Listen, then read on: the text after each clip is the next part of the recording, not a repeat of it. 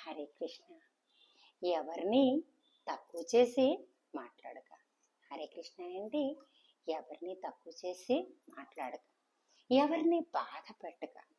ఈరోజు నువ్వు శక్తివంతమైన పరిస్థితిలో ఉండొచ్చు, కానీ నీకుంటా శక్తిమైంది ఉంది తెలుసా? అది ఏంటో తెలుసా? సమయం. నదికి వరద వచ్చినా, నోటికి దురద వచ్చినా, ఏవని దేన్ని ముంచేస్తాయో ఎవరికి తెలీదు.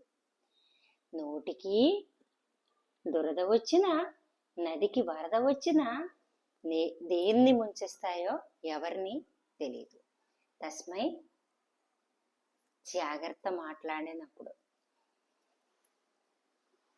అందుకే అంటారు కదా, కాళ్ళు జారితే తీసుకోవచ్చు అంట లోపలికి, కానీ నోరు జారితే తీసుకోలేము. నోరుని మనం అదుపులో పెట్టుకోవాలి.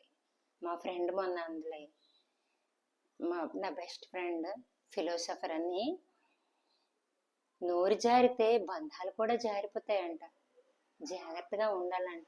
నోరుని మనం జారగకూడదు, నోరు జారితే బంధాలు కూడా జారిపోతాయట.